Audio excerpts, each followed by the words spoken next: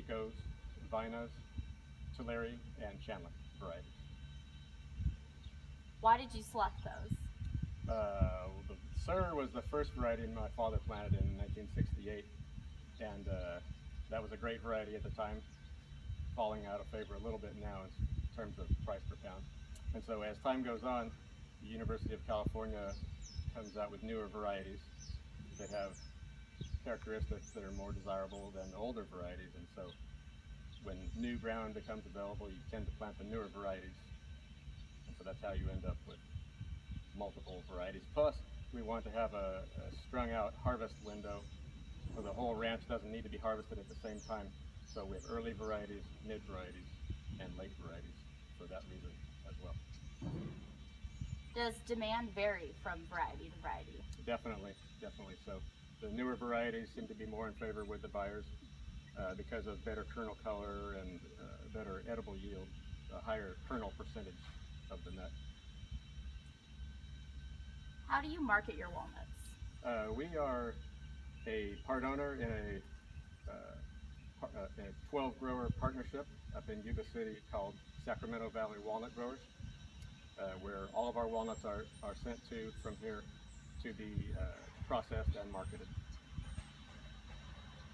Do you think that the walnut industry is doing a good job reaching the domestic market? Well, the last few years we've had a in-shell demand phenomenon overseas in China and Turkey, where prices got really high due to the dollar being low, which makes for a favorable exchange rate for them to import our products.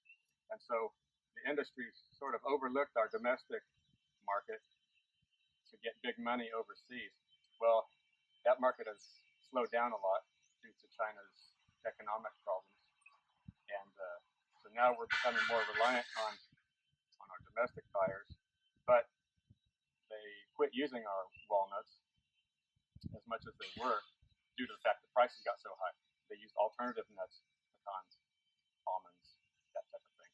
And so now the walnut industry, the California Walnut Commission, Walnut Marketing Board, are spending big money on domestic promotions, trying to resurrect our domestic market because of bigger crops coming on in future years.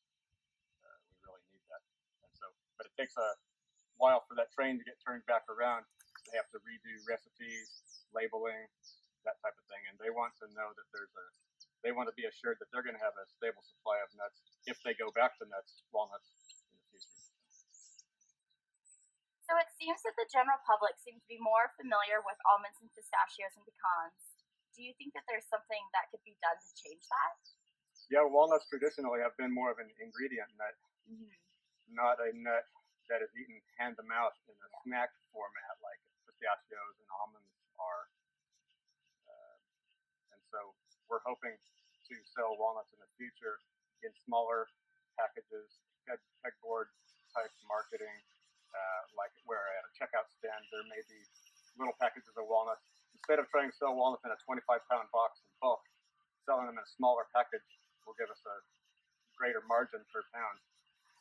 So yes, we're hoping to maybe through candying them or other flavors and that type of thing, bring walnuts more into a snack nut rather than just being purely an ingredient bulk type nut. Thanks to Swall Farms for their hospitality, and special thanks to Lee Swall for his insight on walnut production.